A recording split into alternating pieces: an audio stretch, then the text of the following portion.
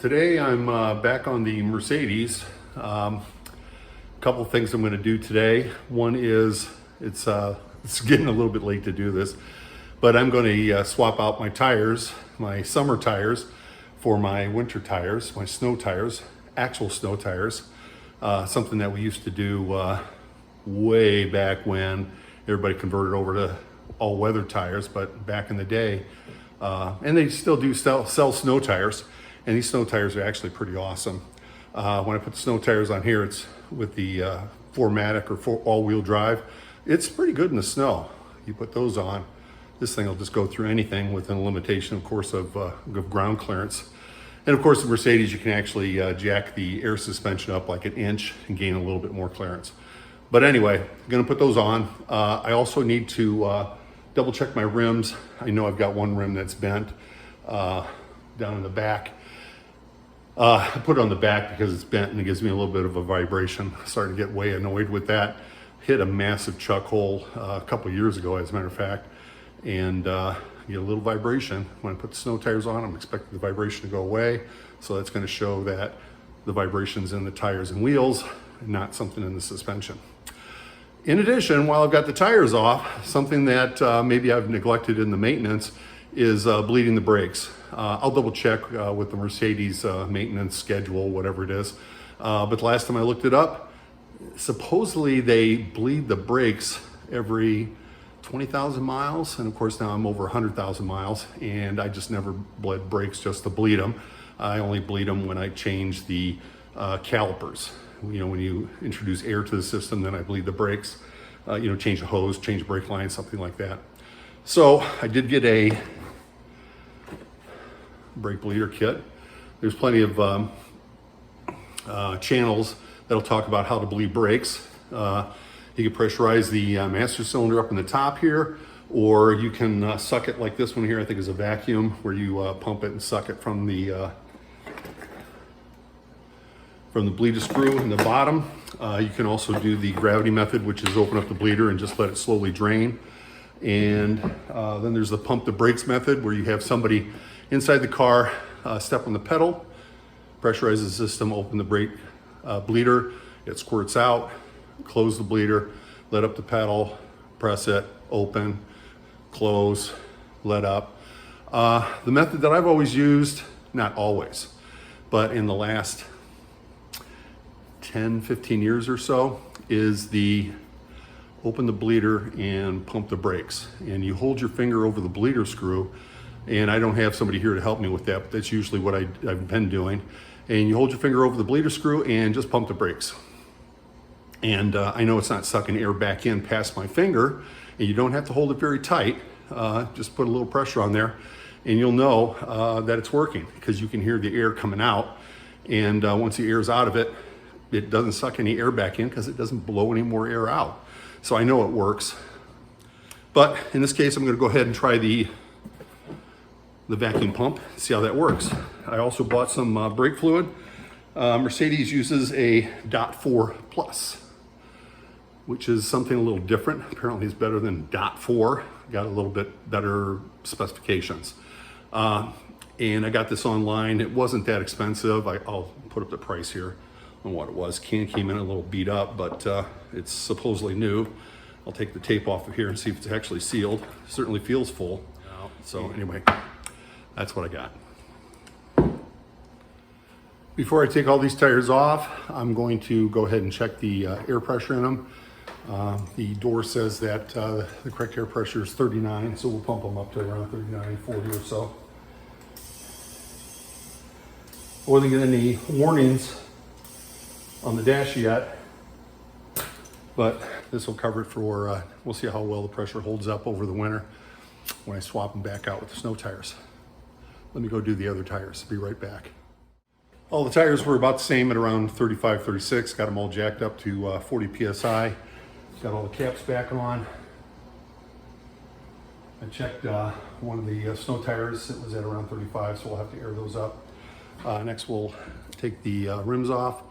17mm socket for these. Put a little black tape, electrical tape around the socket to reduce the risk of scratching the rims. I'm going to use my air impact.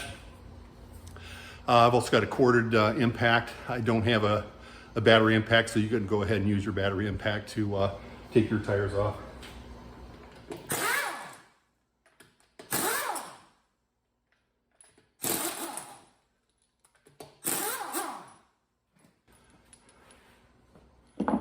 And for those of you who haven't done this yet before, they don't have lug nuts, they have lug bolts. So when you take that last bolt out, the rim's gonna fall off. So you gotta hold it up there a little bit so that you can drop this to the floor without killing yourself.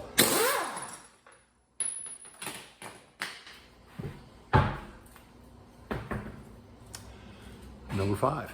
I'm gonna do the other 3 and be right back. And get this wheel turned. Oh, let's up turn around here. Get a little better look at the bleeder screw. On the front, the bleeder screw is right here at the top. Got a couple wrenches here. Let's see if we can find the right size. Ooh, that's a big one. Looks like it's an 11 millimeter. It's got a pretty good size nipple on it. And the bleeder kit comes with this little reservoir and a rubber O-ring. I put a little grease on it for this lid. It also comes with a lid so you can actually put it on there and seal it. I guess for taking some disposal location. So I've got that screwed on just a click. Oh, this one here says 2 pump. Let's try that a little differently. Let's use a short hose with the big diameter. We'll put that on our pump. And I've got my long hose, and that does fit on there. And that will go on the inlet side of the canister. Anyway, let's see if we can get this thing opened up and get some brake fluid out of it.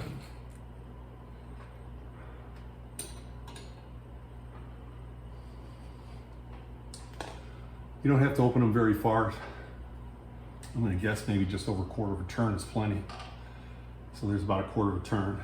So let's start sucking.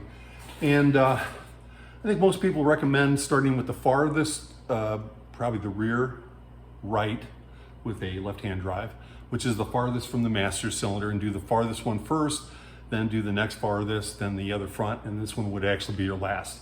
This is the one that you would actually have the least fluid coming out of. And I'm kind of already here, so it's a little better to see what's going on than the rear. So I'm gonna do this one first. It's not really gonna matter because there really isn't anything wrong with the brake fluid except it's old and the function of the brake fluid, let's see. I think it's for moisture. It sucks the moisture out of the air, and it contains it. If it doesn't hold the moisture and you get too much humidity and it's sucked up the maximum amount of humidity that it can, and it boils, then you're going to start losing your brakes. Very few of us have ever experienced something like that, so not super critical, but not a bad idea, I got to admit, to change your brake fluid. So let's give this a shot and see what happens. There it comes.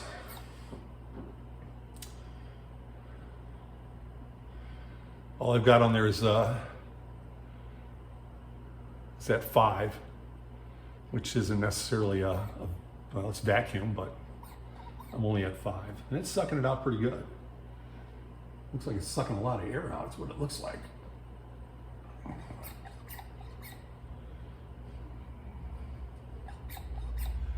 don't know if it's sucking it past the threads. It might have, because now I've got solid. Oops, I had solid. I've got to close off. I'm at 10.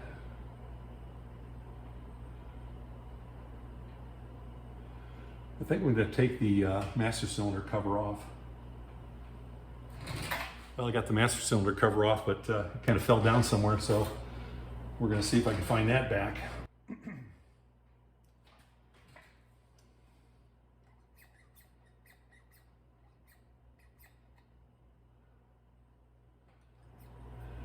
Man, that is sucking a lot of air.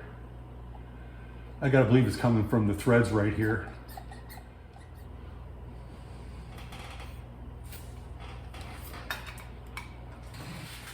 So the brake fluid I got is new and sealed.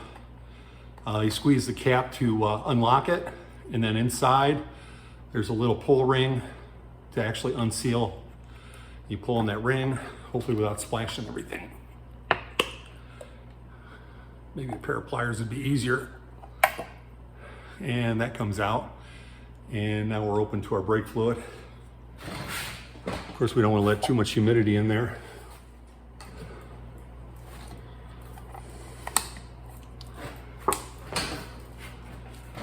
I think the .4 brake fluid is still corrosive, so you want to make sure you don't splash it on your paint. I've got a little bit of floor dry that I'll throw on it.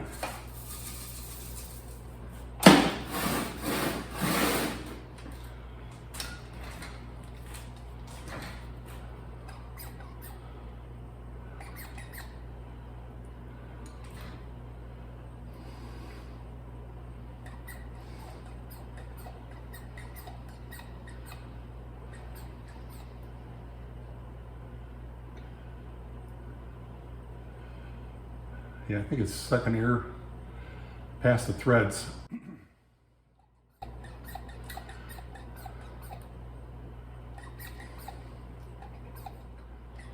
Keep the vacuum up, not too high.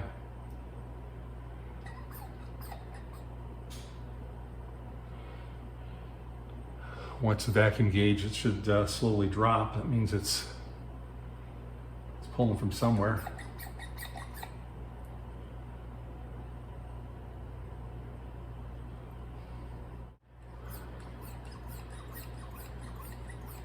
Man, it takes a lot of pumping to put a little bit of brake fluid in here. I'm not quite so sure I like this, but I'm going to go ahead and finish up all four wheels this way.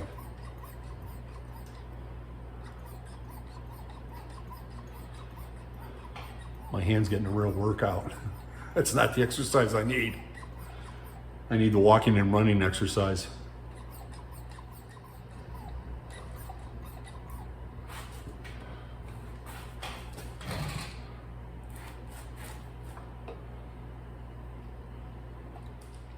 So I've got that about full. So I'm going to go ahead and take this apart and then get another container to dump this into. And I think I'm going to move on to another wheel. The fluid that's coming out of there seems to be cleaner than it was when it started. So hopefully I've gotten some clean fluid out of this. I don't think it's leaving any air in the system. I think the air is getting sucked in past the threads. So if it did put some air in the system, I'm going to be a little PO'd.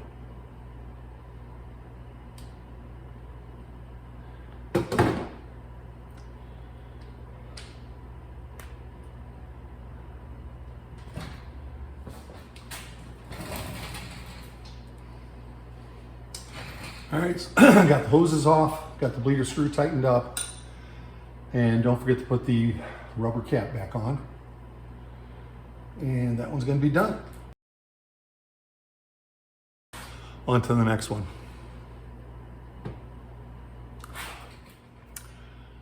Well, I've got all four brakes bleeded, all four corners done. The vacuum pump does work as a vacuum pump because it'll pull a pretty good vacuum. But man, it cannot suck the brake fluid through the lines. I gotta believe it was sucking a lot of air past the threads on the bleeder screw. There must be so much restriction with the all the ABS systems and everything else that's in the brake system that it's easier to suck air past the screw than it is to suck oil out of the through the master cylinder in the ABS. So I think if I ever have to bleed brakes again, I think I'm gonna go back to my pump the brakes and put your finger on the bleeder valve and spray oil everywhere. The nice thing about this vacuum one is there's no brake fluid on the floor to speak of, except for what I spilled putting it in the master cylinder.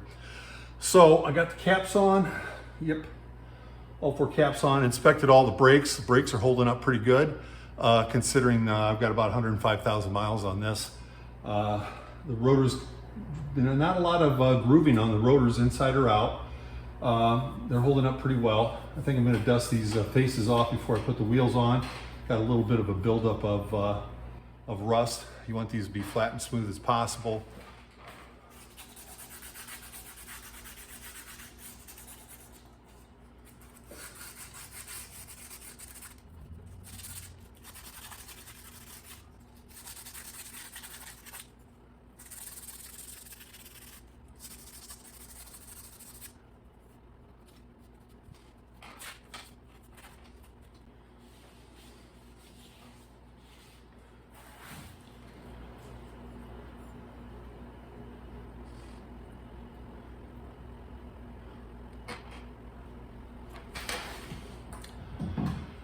I do like to put a really thin film of grease on the mounting surface and maybe a little bit heavier on the pilot diameter. It keeps the rotor, of course it's not getting under the rotor in this case, but it keeps the rotor and the wheel from getting stuck to the hub. As you can see, the wheel came off pretty easy.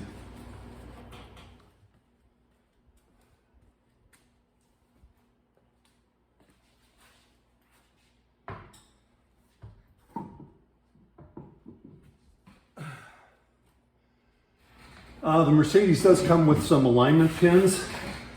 They're back in the trunk somewhere. I've never used them. The other thing to remember is to make sure you use the right length bolts. Gotta keep this thing from falling off. Ones I took off are longer bolts than the snow tires I'm putting on. These bolts came with the wheels. Put the long bolts on here, then, oh no, the socket's all the way over there. If you put the long bolts on,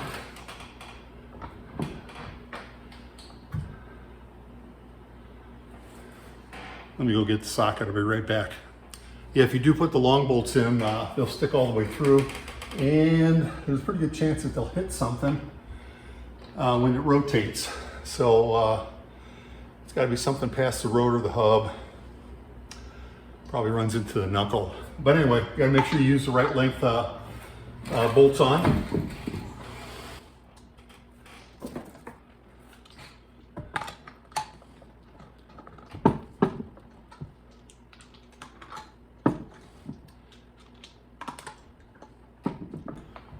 Like to get them all hand started. And over the past few years, I've been using a torque stick. This is a 100 foot-pound torque stick. I don't know what the specified torque is for the Mercedes. Maybe I'll look it up, but I just use 100 foot-pounds on all my cars. Always run them down in a star pattern. Always go the correct direction.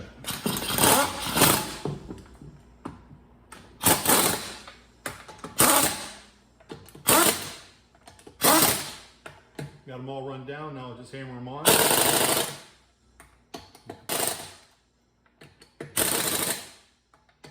going to start any time now. There it is. And we'll check the air in the tires. 30. Got it right up to 40. Put the cap back on. And I think this one's all set. 3 more to go. So this is a little bit interesting, a little interesting twist. That right rear rim that I said was bent, and I was gonna have to see if I get it straightened out, has a crack. You can see it pretty obvious right there, but it actually extends all the way down here, somewhere under here. It's not leaking, so the bead is still sealed on the rim, but that's definitely a safety issue that is going to have to be addressed. One of the problems with these rims is that they're so wide and that there's really no support like there is here for this, where the spokes are, to get you back to the wheel hub. But this distance here, that's like 11, 12 inches. So with these thin wall tires this way, you hit a pretty good bump here, and that rim takes a pretty good impact. Whew. That's some heavy lifting. Anyway, got them all done. Torque sticked all the lug bolts, all the air's checked, all the air caps are back on. Pull the ripcord, we'll let her down.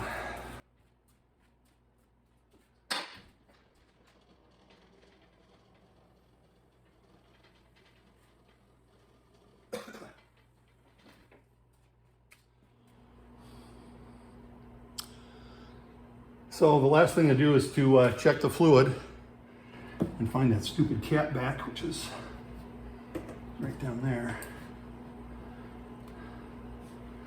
Well, maybe we don't need the cap. I can't reach it with my hand. I'll go get my little grippy fingers and we'll see if we can pick it up. But there's the max line right there. There's the min line right here. And I just soon have it closer to the min line actually. And it's hard to tell where it's at because you really can't see the fluid through the top. There's some discoloration inside the container, but I can tell after I took this screen out, I can tell from here that it's just below this rib. So it is right halfway between minimum and max, and it might be slightly closer to the minimum. So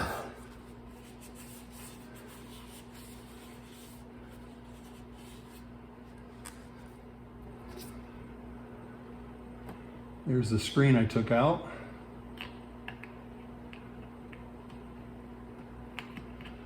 It looks like that.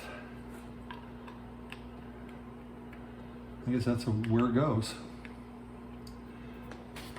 Hang on, let's go find the cap.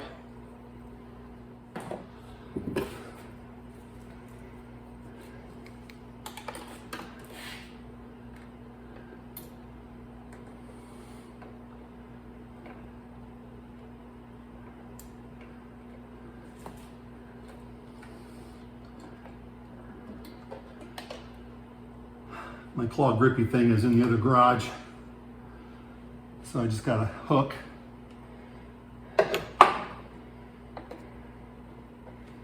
And I got it hooked and got it back up here. Didn't collect too much dirt on its way down. Okay, brakes are all done. So that's a brake flush. I'll test drive it and let you know if I got spongy brakes now. But I think it's going to be okay. Plus I got my snow tires on, and then I found that one cracked rim. Well, how much can that cost? $500 for a replacement one. Maybe I'll be looking at getting 4 rims from somebody like Tire Rack or whatever. Anyway, wish me luck on that. Thanks. And before I go, make sure you can leave any comments that you want. Tell me everything I did wrong. And that'll warn other people to do the right things. But any comments are welcome. Thanks.